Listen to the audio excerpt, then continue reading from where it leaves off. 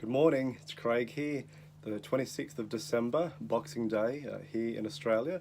I've just finished about an hour and a half's writing, and I sort of jumped straight into world building this morning. I was going to continue planning out my chapters because I want to keep working on that to get a bigger sense of the novel and how particular things are going to carry over across the novel.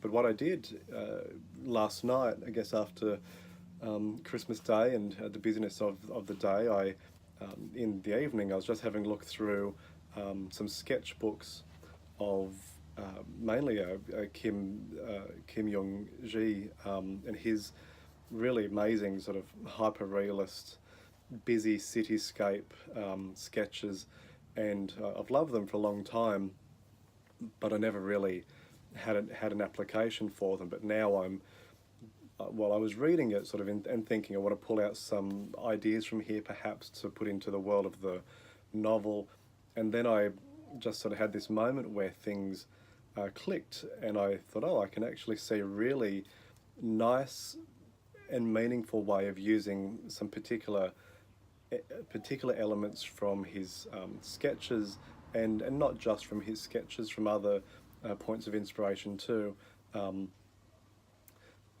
But like, rather than, because I was interested in doing a magical realist book that had all sorts of really interesting things happening all the time, this sort of pyrotechnic, sort of Pynchon style, Gravity's Rainbow things happening, and you're stimulated by everything that's happening. But I think I knew what I wanted, but I didn't really have any actual meaningful things to attach to it. I didn't just want weird for the sake of weird. Noisy bird nearby. I didn't just want weird for the sake of weird and to be in that space. I wanted something meaningful and something that would build the world in the right way. And I think I got it from these sketchbooks. I'll show you what I've been having a look through. I got this, this was a sketchbook I picked up in Singapore a couple of years ago, and he's just got this amazing, well, I'll show you an example of this sort of new sketchbook that I got of his recently from Japan. I don't know if, it's just this busy, you can see elephants there. There's also like sort of Godzilla style robot battles. There's this mix of the organic and the futuristic, and animals walking around, and it's interesting. I really like it, and I've liked for a while this idea of very modern futuristic things combining with this real sort of organic, natural throwback. I started a journal that I'm not quite sure what I'm going to do with it in the future, but it was the idea of the journal was about this cyber pastoral sort of theme of when technology meets nature, and in a way that both complement the other and sort of build on each other. The idea of watching the way that a bird flies and then creating a virtual modeled frame of that flight and learning something about the physics of that in terms of how it relates to programming or machine learning patterns for the future, or looking at technology and thinking, well, what's a way that there might be very organic sort of tree like structures that will inform the focus of how we might be able to improve the way that tech relates to the world around us. So, I mean, I like those interplays, and I think there's something similar that's going to be happening here in the book, certainly between the first part of the novel and the second part of the novel. I'm drawing lots of inspiration out from that, I guess, is the thing that I'm wanting to impart, that I've been spending the morning doing that, and in doing that, it actually gave me a really interesting strategy for the chapter planning that I was intending on doing more work on. I actually probably helped the chapter planning much more by doing this world planning side of things this morning. I originally had an idea, which I still do, have this idea of there's particular changes, very observable changes that one of the characters especially goes through in each of the 6 chapters.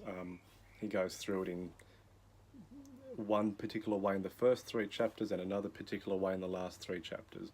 And I knew that the changes that he was going to go through were in response to the other protagonists, but it was a little one-sided. And now through the world building this morning, I've got this idea of how it's going to flip, and the other character is actually going to, so the character that's going through the changes is actually going to help the other character go through their own changes in a very different way, more of a macro way than a micro way. Seem to be thinking in very micro and macro terms lately. I don't think I've said either of those words for quite a while, but it seems to be what's in mind when I'm planning and writing. But anyway, yeah, those are the sorts of things that I did this morning, in that the world building helped me to then know what to add into the chapters, particularly in terms of what one of the protagonists is going to be overcoming each chapter in response to what I've done with the world building. So I previously just had challenges that were more internal, even sort of physical to one of the characters, and now the other character, the second of the 2 protagonists in the book, they're going to be overcoming internal changes as well, but in response to bigger societal, historical challenge that has been so directly fueled by the world building, technology, organic sort of coming together, things that are starting to become in play in the book. I hope some of that made sense. It makes sense on paper. So I'm actually going to do a bit more writing now. I just wanted to sort of film this as a bit of a Pomodoro break, and perhaps to sort of catalogue some of those thoughts. And now I'm going to go back to more of the chapter planning based on that world building that's just happened, and I'll put a bit of that on the blog too. So thank you for watching. Hope you have a lovely rest of the day, and all being well. I was going to say all being well, I'll be back tomorrow morning, but that sounds like it's a potential that I won't be. I'm definitely going to be here tomorrow morning, because that's the commitment to the project. So I'll see you tomorrow morning. Have a nice day.